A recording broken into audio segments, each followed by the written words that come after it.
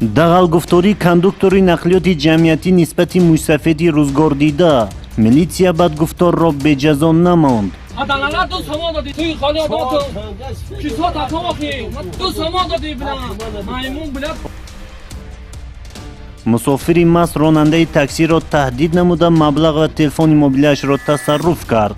تشلک خبریم طرفین پیش گردنش بودم خبریم شد گفتم بگی سموت چند سال داری بیام که من سموش گرفتم برو آدم تلفنش گرفتم خرج وای گریخ رفتم. زمین میفروشم پیش سود شده باز به قلابی دست زد. درک راهی نادرست و اظهار پشیمانی گمانبر را از جوابگری جنایتی آزاد کرد. شرح این و دیگر خبر و گزارش ها در نشر نوبتی برنامه اخباری وزارت کارهای داخلی.